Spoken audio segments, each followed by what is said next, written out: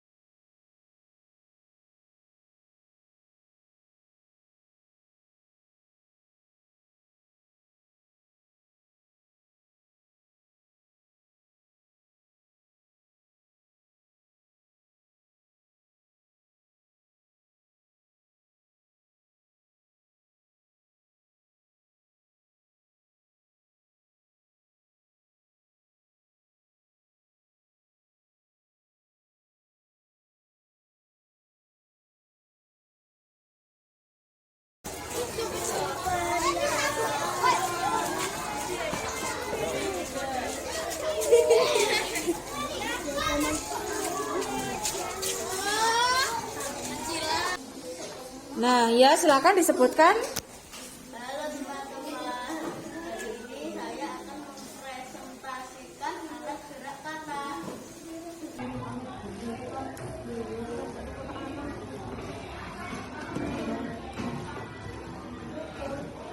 Seikhlasnya ya, tidak apa-apa, seikhlasnya.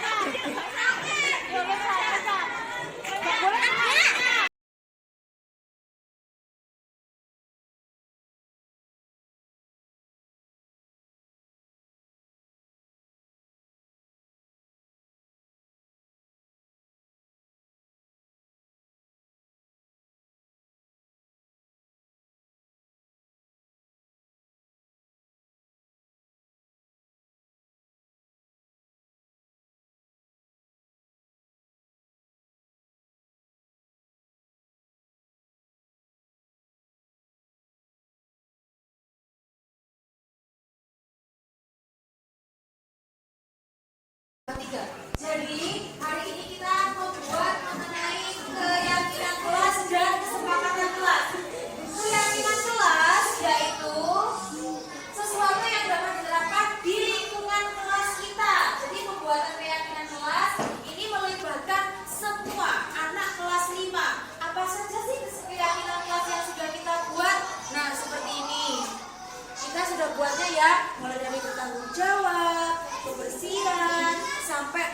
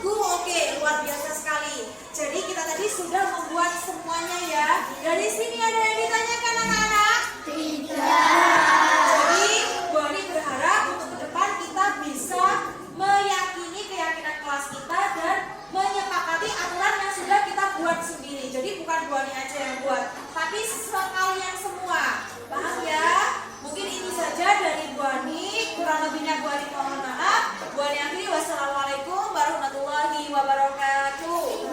Nah, anak-anak, ini tadi kamu sudah membuat ya, kita semua kelas 5 sudah membuat kesepakatan kelas. Nah, setelah ini Bu Ani mau semuanya anak-anak Bu Ani, siswa Bu Ani untuk menandatangani kesepakatan yang sudah kalian buat. Setuju? Setuju. Ayo suaranya setuju? Setuju. Nah, sekarang kita mulai dari bangkunya Mas Nizam. Langsung di sini Mas Nizam. Oke, sudah. Lanjutnya Mbak Gino. Silakan didatangi ini nanti. Oke, hebat. Lanjutnya, ayo Mas Jeffrey. Ayo Mas Jeffrey, sini Mas Jeffrey. Tanda tangan di sini. Ayo. Mbak Nadira ya, sini Mbak Nadira. Lanjutnya, bawa bolpen sendiri ya. Oke, lanjutnya. Cepat. Lanjutnya, ayo Mbak. Lanjutnya, Mas Arjuna, silakan maju.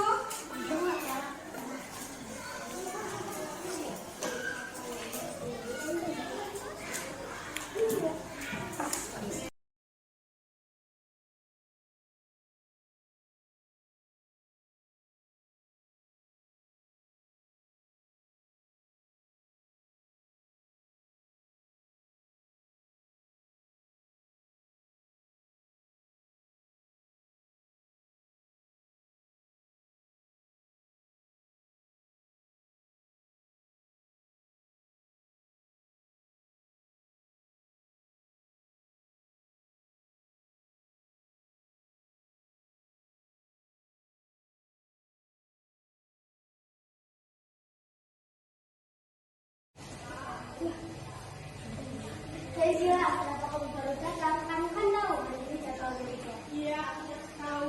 Lantas kamu tahu kenapa hari datang jam 7? Iya, aku ingat. Ini kan sudah menjadi kesepakatan kita kelas 5. Tugas piket harus datang lebih awal. Yang terserah aku. Hei, ini kenapa? Bu Ani dengar dari sana kok semuanya ini kok ribut-ribut, ada yang nyapu, ada yang baru datang ya? Kenapa ini Acila? Ini Bu Acila datangnya terlambat. Benar Acila, kamu datang terlambat? Loh, kalau tidak ini harusnya masih dipakai. Nah ini temennya semuanya pegang sapu. Coba ayo semuanya ke sini dulu. Coba sini dulu, duduk dulu, baru kalian tahu. Ayo, Mbak Acila duduk sini. Yang lain berdiri di sebelahnya.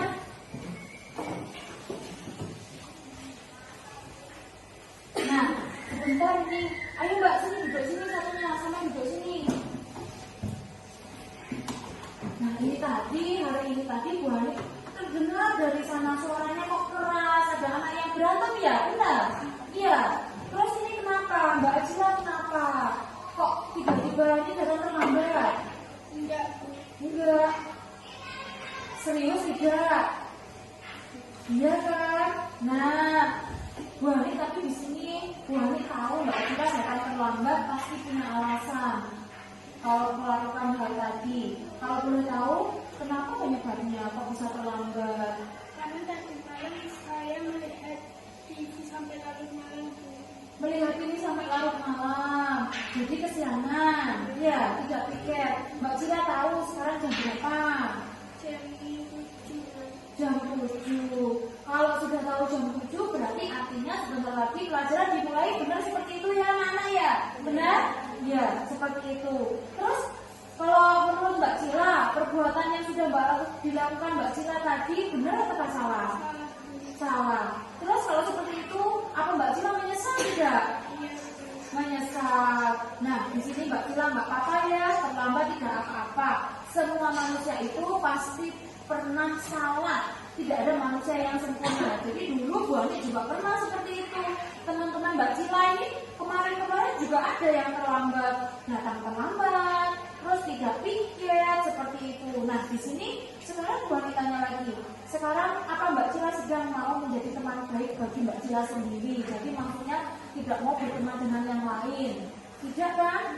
Nah tidak. Jadi mulai nanti Mbak Cila tidak boleh tidur malam ya, apalagi melihat TV sampai larut malam karena besoknya Mbak Cila pagi-pagi harus pergi ke sekolah. Iya Bu, saya tidak akan main sampai larut malam. Gitu ya. Jadi Mbak Cila ingat tidak tentang keyakinan kelas atau kesepakatan yang sudah kita sepakati kemarin? Ingat Bu. Masih ingat, bagus. Kira-kira bagaimana bunyinya? Petugas piket bagaimana mengenai petugas piket? Harus datang lebih awal. Berapa menit lebih awal Mbak Cila? 30? Iya, 30 menit ya. Jadi itu tandanya Mbak Cila masih ingat. Lalu bayangan Mbak Cila tentang kelas yang ideal, kelas yang baik itu kelas yang bagaimana? Kelasnya yang bagaimana? Yang bersih, apalagi? Yang rapi, nyaman, apalagi tidak ada tidak ada sampah. Nah, sekarang kalau seperti itu Mbak Cila, apa yang akan Mbak Cila lakukan untuk ke depan supaya Mbak Cila bisa lebih baik lagi? Dan tidak akan mengulanginya Bu. Tidak akan mengulanginya, tapi tidurnya lebih awal. Terus hal apa yang bisa Mbak Cila lakukan lagi untuk memperbaiki masalah ini? Pergi lebih awal. Pergi lebih awal, karena terus Mbak Cila juga harus piket karena kalau sudah menjadi kesepakatan. Berarti nanti Mbak Cila jam istirahat piket sendiri ya. Bagaimana ini teman-temannya? Setuju kan? Sudah menjadi kesepakatan awal kita ya? Iya. Terus mau ya berarti Mbak Cila? Sekarang Mbak Cila minta maaf dulu sama Mbak Dinda, sama Mbak Doro, ya, sama Mbak Azura, sama teman-teman minta maaf dulu. Tidak perlu dulu. Nah, maaf ya. Nah, sudah ya. Rukun tidak boleh bertengkar.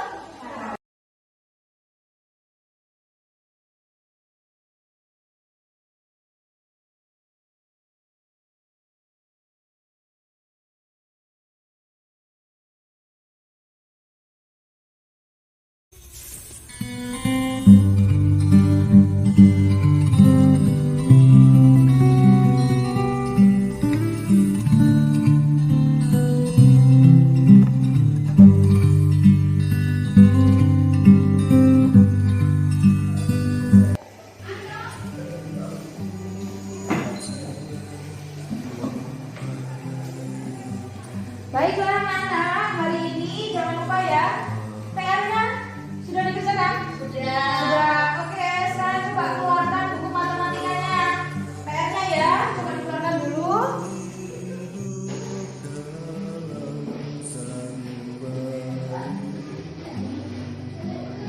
Saya mana?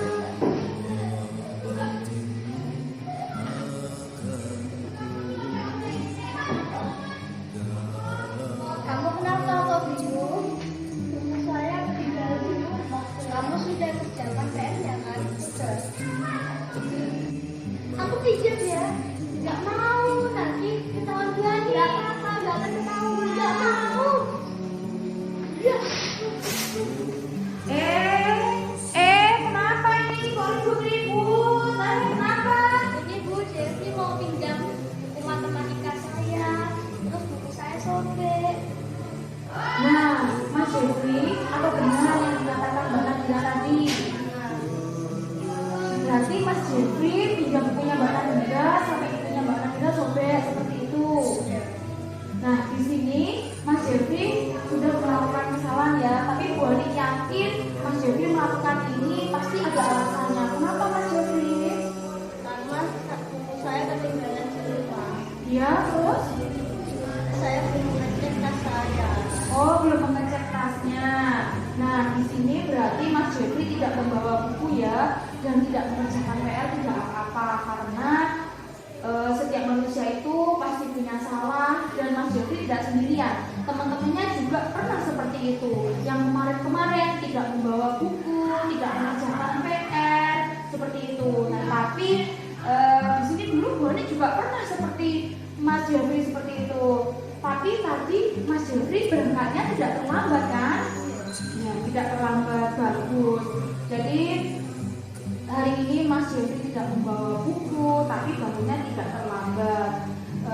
Itu sudah baik ya, apa yang dilakukan Mas Jeffrey. Dan di sini tadi Mas Jeffrey juga tidak terlambat, tetapi dari kesalahan Mas Jeffrey sudah melanggar keyakinan kelas. Nah, Bu Ani sekarang tanya, kira-kira keyakinan kelas atau prinsip apa yang sudah kamu langgar, Mas Jeffrey?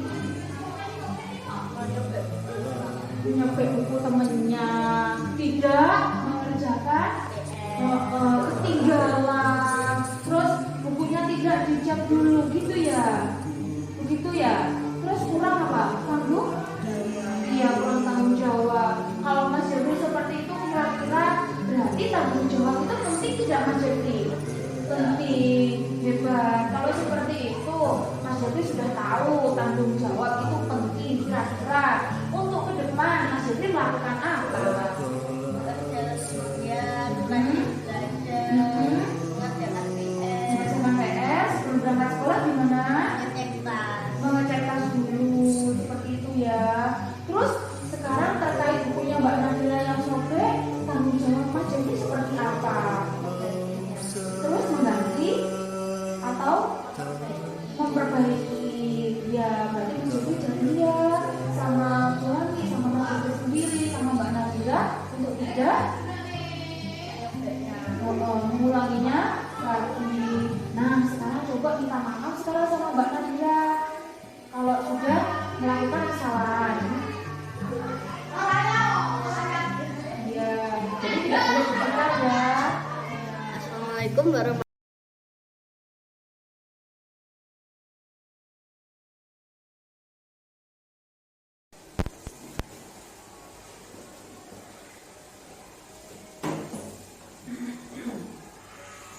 Assalamualaikum warahmatullahi wabarakatuh. Kepada yang terhormat Ibu Kepala Sekolah SDN Sukorambi 4, kepada yang terhormat Bapak Ibu Guru SDN Sukorambi 4, yang pertama-tama marilah kita panjatkan puja dan puji syukur kehadirat Allah Subhanahu wa Ta'ala.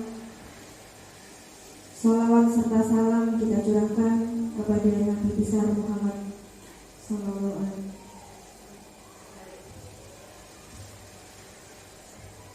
Assalamualaikum warahmatullahi wabarakatuh. Yang terhormat Ibu Kepala Sekolah SDN Sukorambi 4, yang terhormat Bapak Ibu Guru SDN Sukorambi 4, pertama-tama marilah kita panjatkan puji syukur kehadirat Allah Subhanahu wa Ta'ala. Salawat serta salam kita curahkan kepada junjungan kita Nabi besar Muhammad sallallahu alaihi wasallam. Terima kasih atas kehadiran Bapak Ibu Guru untuk menghadiri acara sosialisasi pengimbasan materi modul 1.4 mengenai budaya positif yang akan dipaparkan oleh Ibu Ani Andini. Kepada beliau, waktu dan tempat kami persilahkan. Assalamualaikum warahmatullahi wabarakatuh. Bapak Ibu Guru semuanya, di sini alhamdulillah terima kasih atas kehadirannya lagi. Kemarin sudah pengimbasan kita sudah melakukan ini pengimbasan, tapi ternyata ada kesalahan teknis, jadi ini yang kedua kalinya. Nah, hari ini saya akan mengimbaskan apa yang saya dapatkan dari modul 1.4, yaitu mengenai budaya positif di lingkungan kelas dan sekolah. Silakan.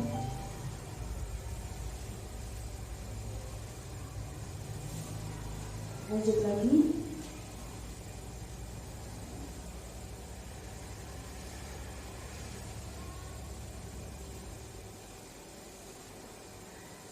untuk agenda kegiatan kita hari ini, untuk pembahasan hari ini, yang pertama pembukaan, yang kedua tujuan kegiatan kita, yang ketiga sesi berbagi pemahaman konsep budaya positif, yang keempat sesi berbagi pengalaman yang telah didapat selama penerapan, dan yang terakhir yaitu refleksi. Nah, latar belakangnya untuk budaya positif kita kali ini yaitu lingkungan sekolah ini yang nyaman tentu saja menjadi idaman baik bagi murid maupun warga sekolah yang lain. Jadi lingkungan sekolah yang nyaman ini merupakan modal yang tercipta budaya positif di sekolah, karena tentu akan menciptakan perasaan yang nyaman pula terhadap semua warga sekolah. Nah, di sini budaya positif ini merupakan keyakinan-keyakinan atau nilai-nilai dan kebiasaan yang baik di sekolah dan diterapkan semua warga sekolah. Dalam menciptakan budaya positif tentu dibutuhkan sebuah kolaborasi. Jadi sebuah kolaborasi antara siswa, antara guru, antara murid dan semua warga sekolah. Dan mungkin bisa berkolaborasi dengan wali murid, dengan orang tua. Nah, langkah awal dalam menciptakan budaya positif yang ada di sekolah, di sini saya bisa memulai dari dalam kelas, tentunya dengan membuat keyakinan dan kesepakatan kelas. Keyakinan ini berisi beberapa peraturan yang harus diyakini oleh semua siswa di kelas. Nah, hal ini dapat membantu guru. Tentunya sebuah keyakinan dan kesepakatan kelas tadi bisa membantu guru dan murid dalam pembelajaran yang efektif. Jadi keyakinan kelas ini bukan hanya keinginan guru saja, namun juga keinginan semua murid, tetapi keinginan murid ya. Jadi keduanya saling berkolaborasi terhadap apa yang diharapkan dalam proses kegiatan pembelajaran. Lanjut.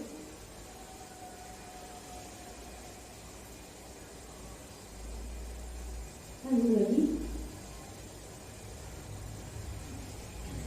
lagi.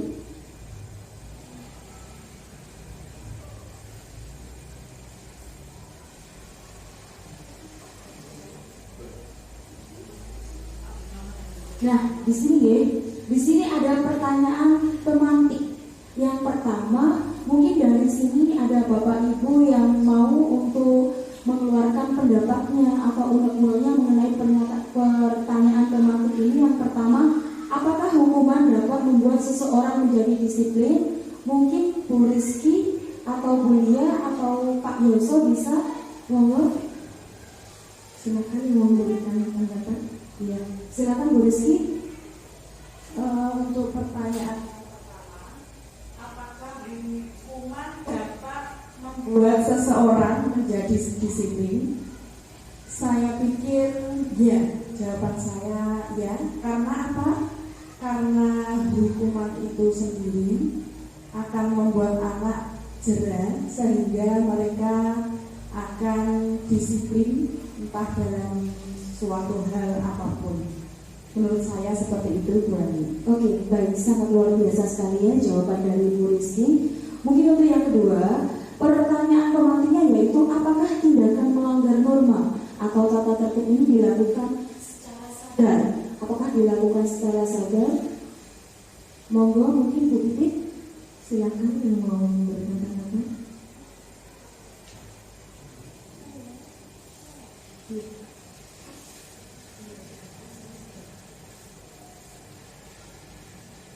Dari pertanyaan yang kedua, apakah tindakan melanggar norma atau tata tertib dilakukan secara sadar? Saya rasa tidak, karena melanggar norma itu biasanya di luar dari kesadaran anak atau diri kita. Mereka melakukan seolah-olah hanya melakukan saja tanpa dipikir, ya, tanpa ada pemikiran. Oh, ini aku melanggar, oh ini aku melakukan kesalahan, seperti itu. Jadi di luar kesadaran kita. Terima kasih. Terima kasih Bu Pipit, jawaban yang sangat luar biasa sekali dari Bu Rizky dan Bu Pipit. Ya, nanti akan kita bahas untuk selanjutnya. Nah, di sini yang pertama yaitu budaya positif. Jadi budaya positif ini merupakan nilai-nilai atau keyakinan dan kebiasaan-kebiasaan di sekolah yang berpihak pada murid. Kenapa? Agar murid ini dapat berkembang menjadi pribadi yang kritis, penuh hormat, serta tanggung jawab.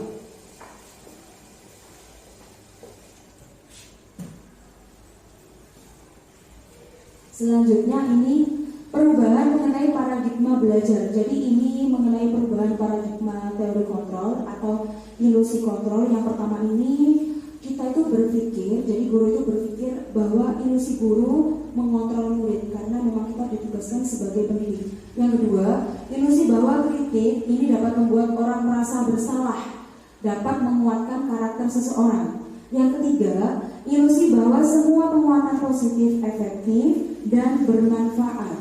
Yang keempat, ilusi bahwa orang dewasa ini memiliki hak untuk memaksa. Jadi kadang-kadang seorang pendidik itu berpikir bahwa kita ini punya hak, kita itu lebih dewasa dari anak-anak. Pasti mikirnya mungkin ada yang berpikir bahwa guru itu mungkin selalu benar, padahal sebenarnya tidak selalu. Jadi pasti ada beberapa kelalaian atau apa menjadikan kita untuk tidak berpikir seperti ini. Jadi kita juga tidak harus menghakimi anak atau memaksa anak seperti itu. Sudah, lanjutkan lagi. Nah, ini adalah bagan disiplin positif. Jadi bagan disiplin positif ini ada teori kontrol atau pilihan. Ini dari Dr. William Glasser. Beliau ini menyampaikan beberapa hal mengenai apakah Anda tidak bisa mengontrol orang lain, hanya Anda yang bisa mengontrol diri Anda. Jadi ini nanti ada makna dari disiplin. Yang kedua, teori kontrol ini yaitu semua perilaku seseorang itu pasti mempunyai tujuan. Jadi apa yang kita lakukan itu pasti mempunyai tujuan tertentu. Dan nanti ini hubungannya dengan teori motivasi, yang teori motivasi ekstrinsik maupun intrinsik. Untuk yang ketiga, ini adalah pemikiran dari Dr. William. Ini model berpikir menang-menang dan kolaborasi konsensus menciptakan pilihan-pilihan baru. Nah, ini banyak sekali. Ini nanti mengenai posisi kontrol, posisi kita, dan mengenai segitiga restitusi. Selanjutnya yaitu realitas atau kebutuhan kita berbeda. Jadi kebutuhan kita sangat berbeda. Nanti ada kebutuhan dasar manusia itu apa saja. Monggo.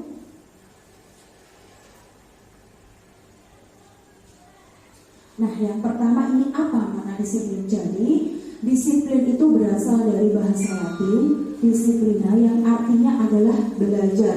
Jadi, disiplin ini membuat orang menggali potensi menuju sebuah tujuan. Tujuan apa? Terus apa yang akan dihargai? Namun, dalam budaya kita, makna disiplin ini rupanya tergeser berubah menjadi sesuatu yang dilakukan seseorang pada orang lain ini untuk mendapatkan sebuah kepatuhan. Jadi kecenderungan secara umum adalah menghubungkan kita disiplin dengan ketidaknyamanan, bukan dengan apa yang kita hargai, pencapaian suatu tujuan mulia. Jadi misalnya anak, oh ya saya harus memakai ini supaya tidak dihukum oleh gurunya. Misalnya hari Senin, oh saya harus memakai kaos kaki warna putih atau membawa topi dan memakai dasi. Kenapa? Dia mikirnya karena mendapat imbalan tadi. Imbalan apa? Imbalan kepatuhan, mendapatkan penghargaan dari guru. Pasti sebuah guru ketika melihat siswanya lengkap seperti itu bangga dan senang. Oh ternyata ini kamu hebat sekali ya nak. Ternyata kamu hari ini sudah memakai atribut yang sangat lengkap. Seperti itu. Monggo dilanjutkan lagi, boleh. Jadi disiplin positif ini merupakan suatu cara disiplin tanpa kekerasan dan ancaman. Dalam praktiknya ini melibatkan komunikasi tentang perilaku yang efektif antara guru dan murid.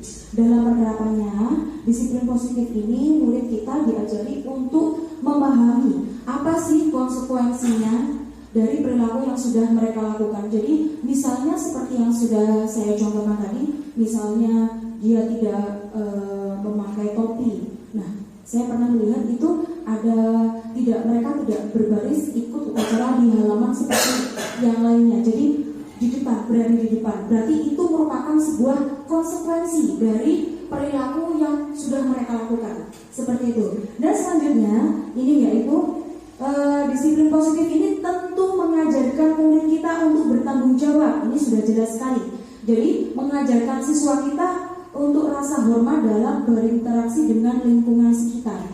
Yang terakhir, kesimpulan dari disiplin positif itu sendiri merupakan salah satu cara penerapan disiplin yang bertujuan untuk menumbuhkan kesadaran. Jadi kita tidak memaksa si anak tadi untuk memperdayakan murid melakukan sesuatu tanpa sogokan, ancaman maupun hukuman.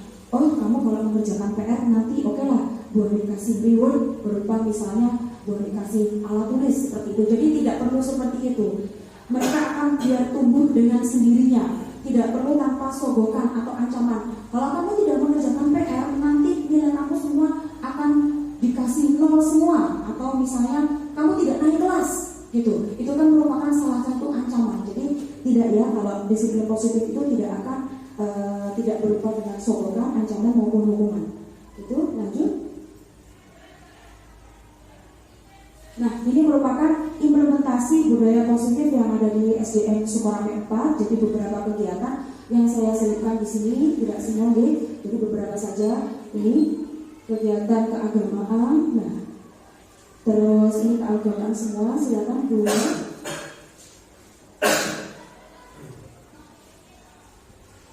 Nah, ini merupakan kegiatan anak-anak, yaitu kegiatan literasi setiap 1 minggu sekali yang ada di SDN Sukorame 4. Jadi secara giliran gitu, mulai dari kelas 1 sampai kelas 6.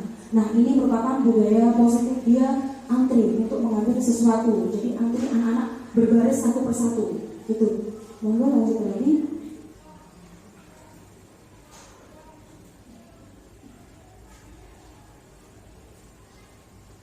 Nah, ini anak-anak secara mandiri membuat karya yaitu mengenai pelajaran ini alat gerak kata. Ini mereka percaya diri, nilai kalau kita sudah melihat profil pelajar Pancasila itu, ini anak-anak sudah percaya diri, dia mempresentasikan apa yang sudah dia kerjakan. Jadi mempresentasikan di kelas, dia percaya diri ya, nilai profil pelajar Pancasilanya. Nah, ini dia secara berkolaborasi, maju di depan. Nah, ini juga dia ini di SDN Sukorame 4, ini anak-anak mempresentasikan hasilnya. Lanjut lagi. Nah, ini salah satunya yaitu penerapan disiplin positif, anak-anak mengikuti kegiatan upacara bendera. Ini adalah kerja bakti membersihkan kelas. Itu merupakan salah satu penerapan budaya positif yang ada di SDN Sukorame 4. Monggo silakan lanjut lagi. Bisa lanjut lagi.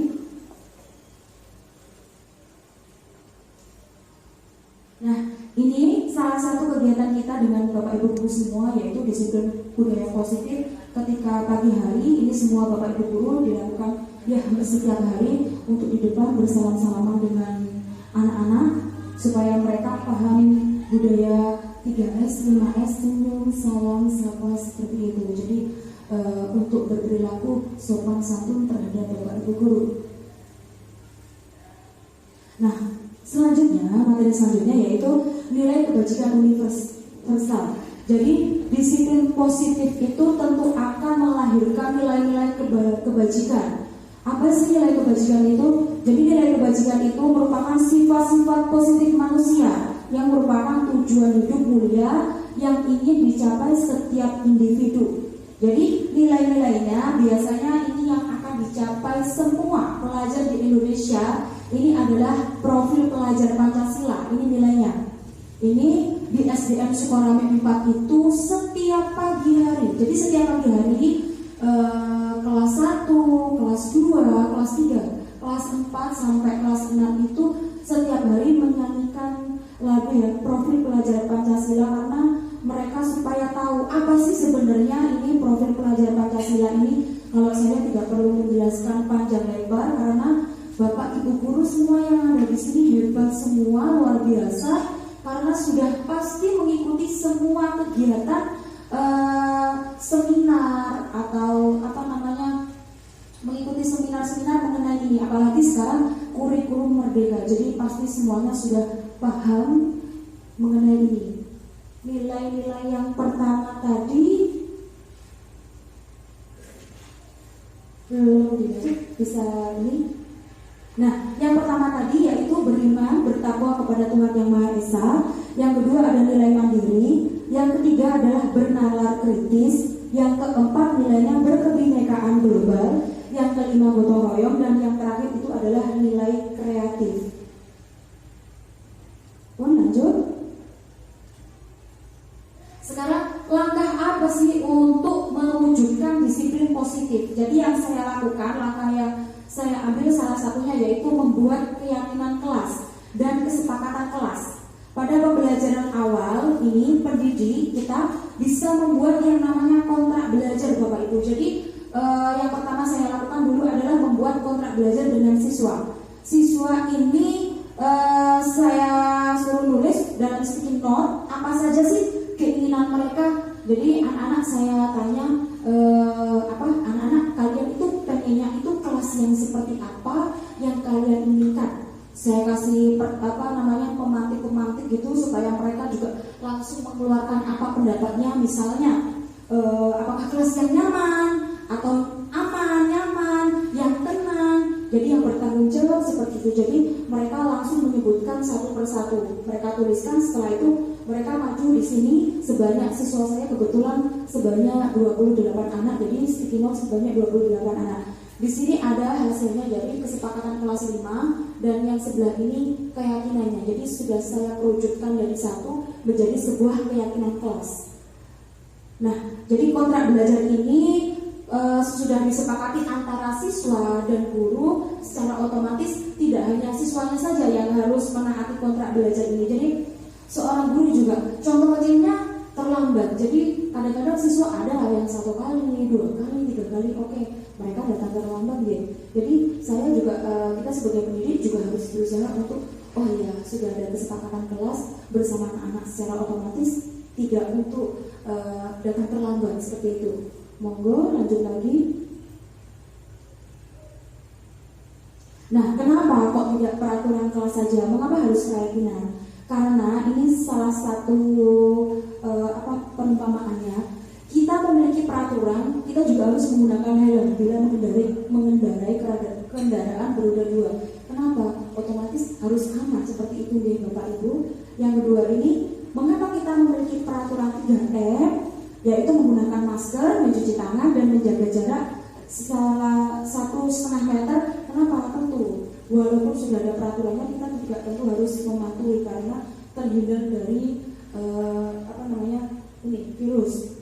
Yang ketiga ini, mengapa kita memiliki peraturan harus datang tepat waktu pada saat mengikuti seminar. Jelas ya Bapak Ibu, karena kenapa?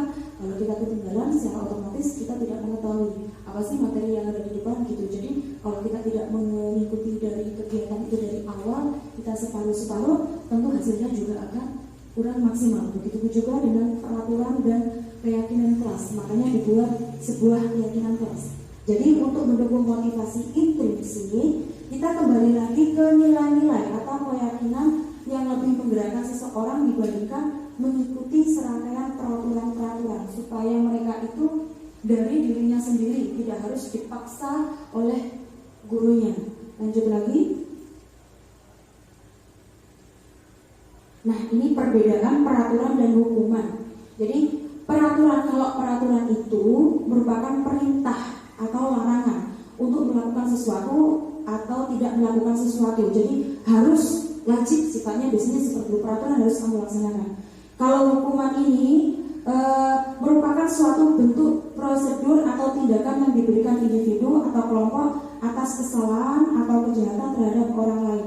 Jadi langsung beda lagi dengan konsekuensi tadi. Jadi kalau hukuman anak langsung dihukum. Saya juga pernah tahu ada jadi menghukum, tentunya bukan di sini, karena di sini saya yakin gurunya semua di SDN Sekolah 4 ini hebat, tidak ada yang memberikan hukuman terhadap anak. Jadi langsung memberi, misalnya saya beri contoh, kalau anaknya tidak mengerjakan PR, oke, kamu silakan membuat pernyataan misalnya sebanyak 10 lembar atau 15 lembar dengan pernyataan tidak mengulanginya lagi. Nah, itu contoh dari sebuah hukuman. Tapi di sini alhamdulillah tidak ada di lembaga kita.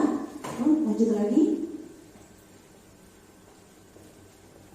Jadi ini perbedaan peraturan dan keyakinan kelas. Kalau peraturan kelas ini contohnya selalu kembalikan buku ke tempatnya. Kalau keyakinan kelas, oke, jadi anak-anak sepakat yaitu tanggung jawab. Sudah tahu tanggung jawabnya masing-masing. Kalau misalnya habis pinjam buku di perpustakaan, oke, kembalikan lagi ke tempatnya.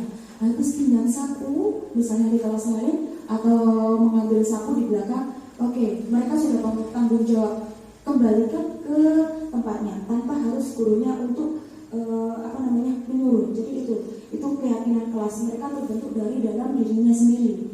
Yang kedua, dilarang mengganggu orang lain. Kalau keyakinan bentuk keyakinan kelasnya yaitu menghormati orang lain. Di sini ada lagi yang ketiga, hadir di sekolah 15 menit sebelum pembelajaran dimulai. Mungkin ini kalau keyakinan kelas masuk ke dalam menghormati orang lain dan berkomitmen. Terus ini yang ini bergantian atau menunggu giliran. Jadi kalau bentuk keyakinan kelasnya lebih simpel yaitu menghormati orang lain atau lebih bersabar seperti yang tadi budaya positif yang ada di SDN Sekolah 4 tadi anak-anak ada yang antri, itu ya budaya antri. Terus selanjutnya ini yang terakhir ini jangan berlari di kelas atau koridor. Nah ini lebih kalau keyakinan kelas itu mengenai keselamatan dan keamanan seperti itu. Mungkin lanjut lagi Bu Indah. Nah kalau ini adalah perbedaan hukuman dan konsekuensi. Kalau hukuman itu sesuatu yang menyakitkan dan harus terjadi. Kalau konsekuensi harus terjadi. Jadi yang sudah saya contohkan tadi diperumpamakan, ya kamu terlambat, maksudnya terlambat masuk upacara secara otomatis, apa konsekuensinya? Otomatis harus di luar, misalnya pintu gerbangnya sudah ditutup, terus upacara sudah dimulai. Nah anak-anak yang datangnya terlambat harus di luar. Begitu juga dengan bapak ibu guru, mungkin yang datang terlambat biasanya konsekuensinya apa, yaitu harus menunggu di luar. Terus yang kedua, biasanya kalau hukuman itu membuat anak sakit, jadi sakit fisik maupun mungkin ada yang sakit fisik dan hati. Kadang-kadang ada anak yang seperti itu terlalu sensitif misalnya gitu, untuk jangka waktu yang lama. Kalau konsekuensi itu tidak membuat anak merasa tidak nyaman, jelas tidak nyaman hanya dalam jangka waktu pendek. Mungkin dia kalau misalnya di luar tadi, aduh saya kok di sini kok lama sekali ya. Mungkin misalnya menahan rasa malu gitu. Terus yang keempat ini paksaan. Kalau paksaan harus dipaksa hukuman itu. Tapi kalau konsekuensi itu lebih distimulus atau memberi tanggapan. Ini yang terakhir, ini marah atau rasa bersalah. Ya, kalau hukuman seperti itu, dipermalukan, merasa tak dihargai. Mungkin ada anak yang merasa seperti itu. Tapi kalau konsekuensi itu dia kehilangan hak, dibuat tidak nyaman, dan diasingkan untuk sementara waktu. Jadi tidak berkumpul dengan teman sekelompoknya. Beda sekali. Silakan dilanjut lagi, Bunda. Nah, di sini adalah di kelas 5 salah satu yang sudah saya implementasikan dari modul 1.4 ini di aksi nyata, yaitu membuat keyakinan kelas. Jadi saya sama anak bersama-sama untuk membuat keyakinan kelas. Apa saja, bukan atas ide saya, tapi ide dari anak-anak sendiri. Apa saja yang mereka inginkan, kelasnya yang bagaimana, itu mereka sendiri. Lanjut lagi. Nah, ini adalah proses di mana mereka menempelkan apa keyakinan kelas yang mereka inginkan. Ini ada salah satu siswa maju ke depan menempelkan, dan ini salah satu siswa juga menempelkan keinginannya. Ini sudah saya jadikan satu. Ini saya wujudkan tadi. Lanjut. Nah, ini hasilnya. Jadi sudah menghasilkan sebuah kesepakatan kelas. Tentu di sini nih Bapak Ibu guru ini akan membantu kita untuk mereka lebih bertanggung jawab, anak lebih disiplin lagi, tanpa kita harus setiap saat, setiap waktu mengingatkan anak, tidak. Jadi mereka akan tumbuh di sini dalam hatinya, dan secara otomatis teman pun, nah tadi kolaborasi antar teman. Jadi teman pun juga seperti itu. Biasanya saya tahu anak, hei kamu belum pikir, seperti itu. Jadi tanpa guru kelasnya harus mengingatkan temannya sendiri, dia sudah yakin, dia sudah bertanggung jawab, ada di sini dalam hatinya, tumbuh dengan sendirinya. Hei kamu belum pikir, saya sering tahu seperti itu Bapak Ibu. Terus kamu belum mengerjakan PR loh, kamu harus dikerjakan. Nah teman-temannya sendiri malah yang seperti itu. Itu salah satu manfaat mengapa kita membentuk sebuah keyakinan kelas. Lanjut lagi. Nah ini kalau teori motivasi perilaku manusia, yang pertama motivasi eksternal, yang kedua motivasi eksternal ini, yang ketiga motivasi internal. Kalau motivasi eksternal ini untuk menghindari ketidaknyamanan hukuman. Jadi apa yang akan terjadi apabila saya tidak melakukannya? Jelas itu untuk menghindari hukuman. Yang kedua untuk mendapatkan dari imbalan dari orang lain. Apa yang akan saya dapatkan apabila saya melakukannya? Yang ketiga ini adalah jadi motivasi internal dalam diri sendiri, yang ini dari luar nih, kalau eksternal ini dalam diri sendiri itu tujuan disiplin positif untuk menghargai diri sendiri. Saya akan menjadi orang yang seperti apa bila saya melakukannya. Kalau dia tidak disiplin, otomatis terus sampai lanjut dia dewasa. Lanjut. Ini bentuk keyakinan kelas. Contoh, salah satu contohnya saja saya sebutkan. Ini misalnya mereka menulis dengan senang atau merasa aman. Nah, ada lagi yang menulis ini punya anak-anak menghormati orang lain. Ada lagi saling membantu. Dan ada lagi yang bertanggung jawab, menjaga kebersihan, keselamatan, peduli. Itu salah satu contoh bentuk keyakinan kelas yang ada di kelas 5. Lanjut lagi, Bunda. Nah, ini mengenai kebutuhan dasar manusia. Jadi kebutuhan dasar manusia itu ada 5. Yang pertama, love and belonging. Ini merupakan kebutuhan untuk disayangi. Jadi ini diterima, ya, disayangi dan diterima.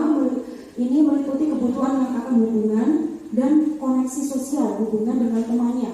Mereka juga butuh disayangi, butuh diperhatikan. Tidak hanya anak-anak saja, mungkin kita sebagai manusia pasti seperti itu. Jadi butuh disayangi, diterima, jadi berkoneksi, antar koneksi dengan hubungan dengan orang lain. Yang kedua yaitu survival. Ini mengenai kebutuhan bertahan hidup, misalnya sandang, pangan, ini papan, ini untuk mempertahankan hidup. Yang ketiga ini ada power. Jadi power ini hubungannya dengan kebutuhan pengakuan atas kemampuan yang kita miliki. Jadi kemampuan yang dimiliki oleh setiap individu masing-masing. Kebutuhan ini berhubungan dengan kekuatan untuk mencapai sesuatu yang menjadi seseorang menjadi kompeten, terampil, diakui atas prestasinya dan keterampilan yang dimiliki seseorang, misalnya diakui, juga dihormati, seperti itu. Selanjutnya yaitu ada fun. Fun ini kebutuhan akan kesenangan. Misalnya kalau anak-anak ini bermain, tertawa. Nah, kita bisa membayangkan apabila misalnya hidup tanpa kenikmatan apapun, betapa sangat menyedihkan ya Bapak Ibu. Jadi seseorang kebutuhan dasar kesenangan itu tinggi, biasanya ingin menikmati apa yang dilakukannya. Yang terakhir yaitu freedom. Kalau freedom itu terkait dengan kebebasan. Jadi kita pengen bebas. Anak-anak juga seperti itu. Kebutuhan akan kemandirian, otonomi, memiliki pilihan dan mengendalikan arah hidup seseorang. Kalau anak, apalagi anak usia sekolah dasar ini, mereka pengennya itu mencoba hal-hal yang baru. Jadi pengen kalau apa saja, rasa ingin tahunya sangat besar sekali. Ini kalau ada anak-anak usia sekolah dasar. Jadi dia juga tidak mudah terpengaruh orang lain. Dia juga pengen bebas, jadi tidak dipengaruhi temannya itu tidak mau. Lanjut lagi. Nah, kalau ini posisi kontrol restitusi ya. Jadi sebagai seorang guru atas kegiatan indisipliner atau dari pelancengan dari keyakinan tersebut yang sudah disebutkan di awal tadi, kita harus bisa memposisikan diri sebagai guru dalam mengendalikan kegiatan indisipliner. Ada 5 posisi kontrol seorang guru. Ini yang pertama ada penghukum, yang kedua pembuat rasa bersalah, ketiga ada teman, yang keempat ini guru sebagai pemantau, dan yang kelima ini ada manajer. Nah, ini penjelasannya. Jadi posisi kontrol restitusi kita ada di 5 ini. Bapak Ibu guru, sekarang kita bisa berefleksi selama kita menjadi seorang pendidik, kira-kira berada di mana posisi kita. Jadi antara guru yang satu dan yang lain itu pasti tidak sama. Ya mungkin ada yang sama, tapi saya juga tidak tahu misalnya Bapak Ibu guru ada di posisi mana. Mungkin yang pertama itu kalau misalnya ada di posisi penghukum, seorang guru ada di posisi penghukum biasanya langsung menghukum tanpa mendengarkan penjelasan siswa. Nah, ini biasanya mengakibatkan anak dendam. Anak salah, Bu maaf saya terlambat karena saya tadi bangun kesiangan, kemarin malam saya ketiduran Bu, atau saya melihat televisi terlalu malam. Nah, ini ibu gurunya atau gurunya tidak mau mendengarkan langsung. Ya sudah, kamu tidak usah ikut pelajaran, atau langsung diberikan sebuah hukuman. Jadi tidak mau mendengarkan apa yang dijelaskan oleh anak.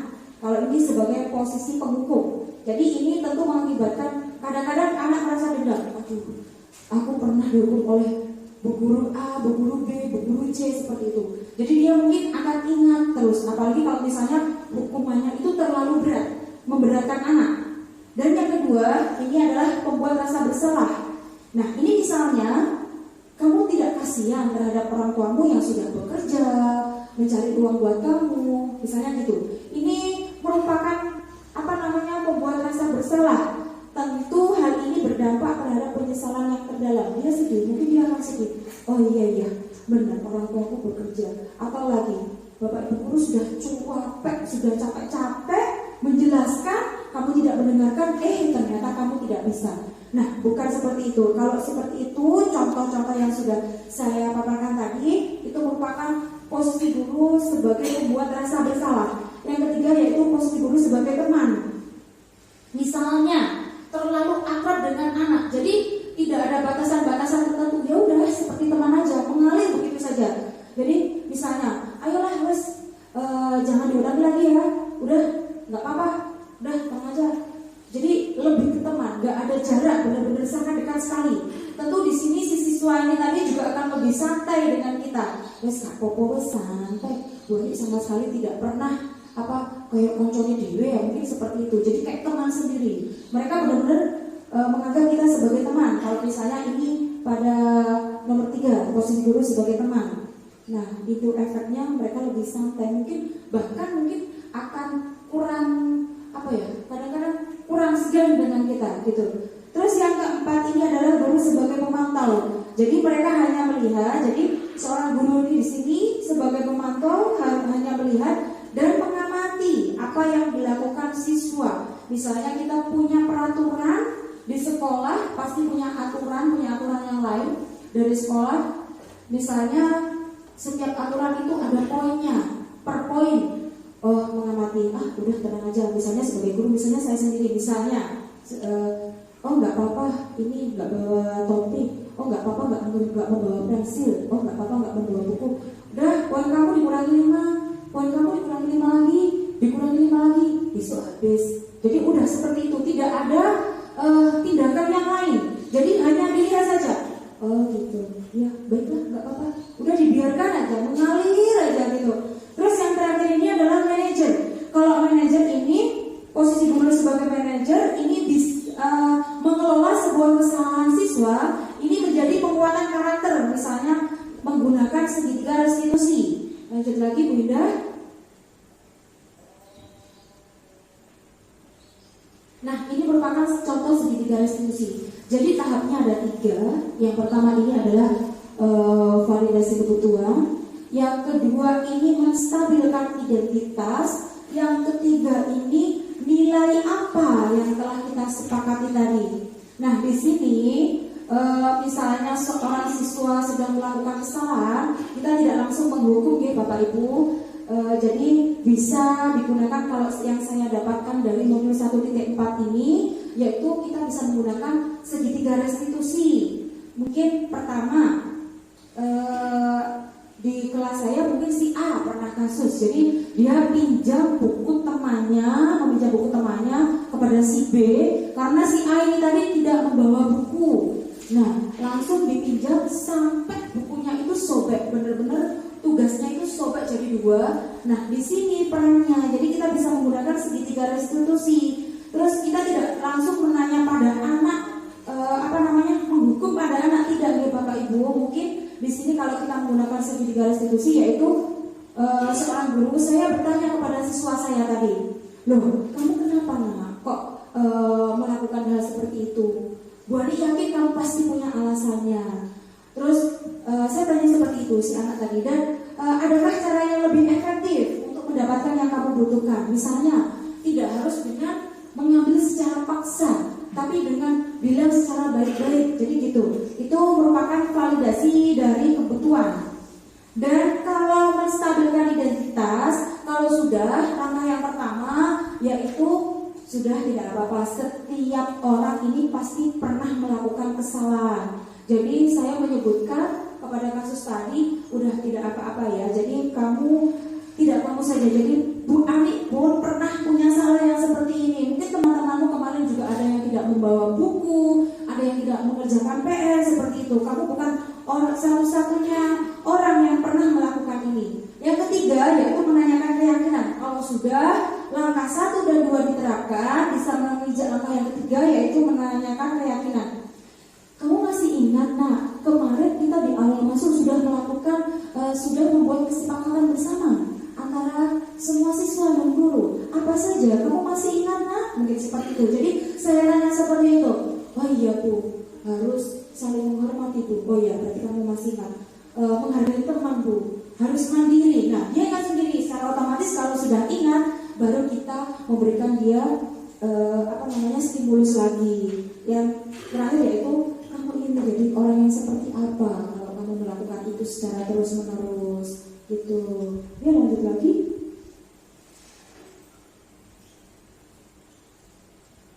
Nah, di sini kalau segitiga restitusi tadi ini merupakan menciptakan sebuah kondisi murid untuk memperbaiki kesalahan mereka sehingga mereka bisa kembali kepada kelompok mereka dengan karakter yang lebih kuat.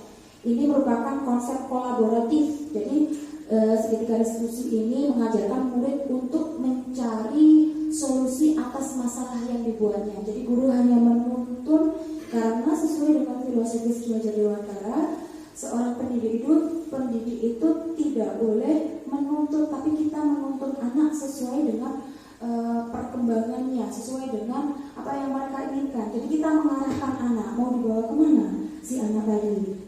Lanjut lagi.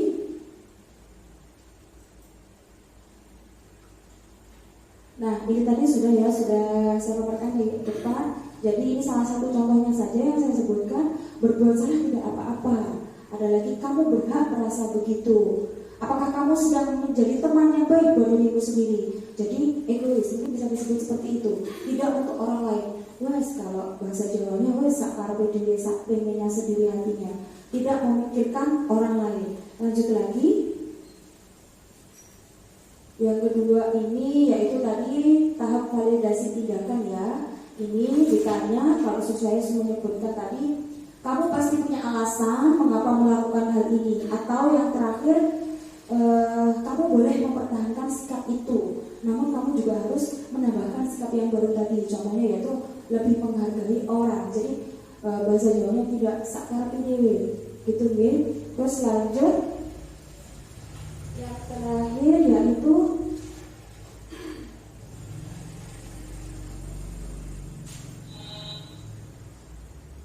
menanyakan keyakinan. Nah, di sini tahap yang terakhir kita menanyakan apa yang sudah telah kita buat dengan anak-anak. Nilai keyakinan kelas yang sudah kita sepakati itu apa? Terus nih, bayanganmu menjadi kelas yang bagaimana? Kalau misalnya di dalam kelas itu terjadi sebuah keributan, misalnya seorang anak dan anak itu bertengkar, secara otomatis pasti kelas itu tidak ideal. Jadi guru bisa memancing anak, kalau kamu seperti ini kira-kira kamu nyaman gak? Kelasmu bagaimana? Efeknya ke apa ke kamu? Jadi guru memberikan pertanyaan-pertanyaan seperti itu. Itu nanti siswa juga akan langsung dengan sendirinya mengemukakan, oh iya seperti ini loh ternyata. Jadi kita hanya membantu mereka untuk menemukan solusinya, tidak langsung menghukumnya. Gitu. Lanjut lagi. Nah, refleksi kegiatan kita pada hari ini, yaitu yang pertama, perasaan apa yang muncul selama mengikuti kegiatan ini? Mungkin dari salah satu dari Bapak Ibu guru ada yang bisa merefleksikan kegiatan kita pada hari ini. Monggo, siapa? Oke, monggo. Terima kasih atas waktunya. Oke, monggo Pak Imam. Untuk refleksi kegiatan hari ini, selama peran apa yang selama ini saya lakukan dalam refleksi ini, yaitu kepada anak-anak saya menumbuhkan saya itu adalah sebagai manajer. Luar biasa sekali. Terus? Yaitu untuk mengelola sebuah kesalahan anak itu menjadi sebuah penguatan karakter. Itu aja. Terima kasih banyak Pak Firman Mukhtar selaku guru PJOK yang luar biasa sekali tanggapannya mengenai peran yang selama ini dilakukan oleh beliau, yaitu beliau menjadi manajer. Jadi bukan yang nomor 1 sampai 4 tadi Bapak Ibu, ternyata yang nomor 5. Berarti secara tidak sadar sudah melakukan segitiga restitusi. Yang kelima, beliau ini sangat luar biasa sekali, tidak langsung menghukum anak, jadi langsung menuntun anak supaya mereka menemukan solusi dari masalahnya. Selanjutnya yaitu mungkin yang pertama ini tadi ada perasaan yang muncul selama mengikuti kegiatan hari ini. Monggo, mungkin siapa? Ya. Monggo, Bu Lia. Iya Bu Ani, perasaan saya selama mengikuti kegiatan hari ini, yang pertama yang menurut saya paling menarik buat saya yaitu tentang disiplin positif tadi. Jadi dengan disiplin positif ini kita bisa tahu cara bagaimana mendisiplinkan anak tanpa kekerasan, tetapi anak diajari memahami konsekuensi dari perilaku yang sudah mereka lakukan tanpa ancaman maupun hukuman. Seperti itu menurut saya paling menarik. Ya, terima kasih Bu Ani. Ya, sangat luar biasa sekali jawaban Bu Cecilia selaku guru kelas 6. Jadi betul sekali ya perasaannya tadi, kita tidak harus langsung menghukum anak. Jadi dengan mendisiplinkan budaya positif itu, seperti itu. Monggo.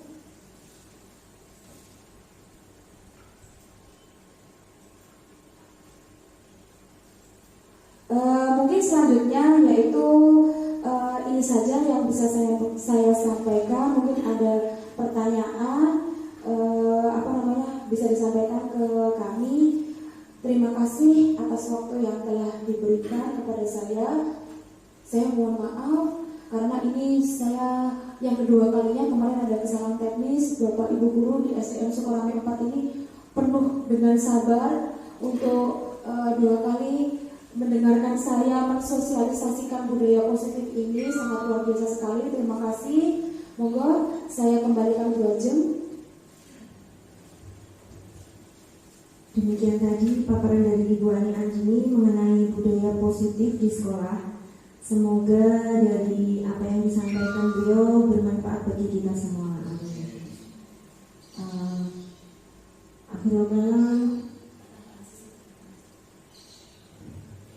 baik, untuk selanjutnya adalah sesi pertanyaan. Silakan bagi yang ingin menyampaikan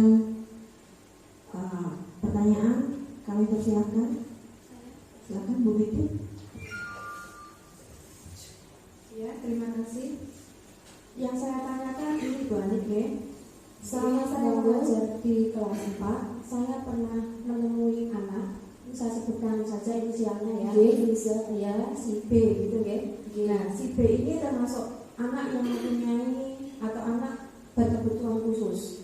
Jadi sifatnya itu kadang emosi, kadang kita bisa mengendalikan. Kalau sudah emosi, si gurunya itu sulit untuk mengendalikannya. Nah, yang saya tanyakan bagaimana cara menangani si B dalam menerapkan budaya positif dan bagaimana langkah yang baik, langkah-langkah restitusi yang baik. Terima kasih Bu Ani. Terima kasih. Terima kasih Bu Pipit. Untuk tanggapan saya persilakan Bu Ani. Oke, terima kasih atas pertanyaannya Bu Pipit. Jadi si B gitu ya. Jadi si B kadang emosinya kurang terkontrol. Nah, bagaimana menerapkan segitiga restitusi terhadap anaknya? Mungkin bisa dengan pendekatan, karena si B ini kita melakukan pendekatan kepada si B. Jadi kita memberikan contoh kepada si B. Yang pertama tadi validasi tindakan yang salah. Mungkin kenapa Mas atau Mbak, mungkin laki-laki atau perempuan, Mas atau Mbak kok seperti ini, kenapa? Jadi pelan-pelan, tidak bisa kalau misalnya langsung anaknya disuruh gini dijelaskan. Saya rasa kalau anak berkebutuhan khusus itu tidak bisa. Jadi diberikan dengan contoh-contoh seperti itu Bu Bibi. Yang kedua yaitu kita menstabilkan identitas si anak tadi. Kita tidak langsung menghukumnya, tidak apa-apa Mas atau tidak apa-apa Mbak melakukan kesalahan tadi. Tidak semua tidak hanya sampean saja, tapi teman-temannya juga pernah melakukan seperti itu. Jadi membesarkan hatinya si anak tadi, si B tadi. Terus yang ketiga yaitu mungkin kalau si ABK mungkin belum ya, kalau ditanya keyakinan kelas yang kita sepakati seperti apa, mungkin jadi gini, kira-kira kalau hal seperti itu boleh nggak dilakukan lagi, atau yang lain kira-kira dengan kita tidak misalnya marah, misalnya dengan lebih kalem, tidak marah-marah, mungkin itu akan lebih bagus. Diberikan permohonan Bu Bibi. Betul. Terima kasih. Monggo Bu Ajeng. Ya, terima kasih. Itu tadi penjelasan dari Bu Ani. Mungkin ada Bu Pipit sudah penjelasannya. Ya, terima kasih. Untuk selanjutnya mungkin ada lagi pertanyaan dari Bapak Ibu guru yang lain. Silakan. Atau mungkin Bu Ajeng sendiri yang kemarin. Oh iya, terima kasih Bu Ani. Mungkin ada sedikit pertanyaan dari saya mengenai siswa saya itu dulu di kelas 3, saya mengajar di kelas 3, ada siswa yang disiplinnya kurang Bu Ani. Disiplinnya itu pada saat pelajaran dia sering mengganggu temannya, tidak mau mengerjakan tugas. Kalau diberi tugas itu dia selalu mengelak, bahkan sampai tidur-tiduran di lantai. Nah, bagaimana untuk cara menangani siswa yang demikian itu? Mohon penjelasannya. Terima kasih. Terima kasih Bu Ajeng selaku moderator. Jadi kita sharing saja kalau seperti itu siswa misalnya si A itu tadi seperti itu yang tidak mau mendengarkan guru atau suka mengganggu temannya, marah-marah atau kadang tiduran seperti itu. Jadi kalau dia emosionalnya lagi tinggi, mungkin kita diamkan dulu Bu Ajeng. Jadi kita diamkan dulu, kita lihat, oh moodnya si anak, oh udah bagus nih moodnya. Nah kadang-kadang mungkin si anak tadi kalau sudah mendekati kita atau mungkin dia sudah kelihatan ekspresinya tidak emosi atau tanya-tanya temennya, apa kok nyapa teman misalnya gitu. Nah barulah kalau seperti itu kita bisa mendekati anaknya. Pasti kita masuk, kalau dia sudah benar-benar moodnya bagus baru kita masuk. Kalau sudah kita masuk pasti si anak ini tadi mau mendengarkan kita. Jadi kita mendekati anak tidak saat pada dia emosi, biar redam dulu. Kalau sudah baru kita masuk ke dalamnya, itu akan lebih efektif Bu Ajeng. Mungkin itu dari saya. Ya, terima kasih Bu. Berarti kita harus menunggu moodnya dia untuk kembali semula. Gitu. Baik, terima kasih penjelasannya Bu Ani. Mungkin ada pertanyaan dari Bapak Ibu guru yang lain? Sepertinya sudah cukup ya. Demikian untuk paparannya dari Bu Ani juga sudah. Baiklah, Bapak Ibu guru, marilah kita akhiri pertemuan hari ini. Wabillahi taufiq wal hidayah. Wassalamualaikum warahmatullahi wabarakatuh.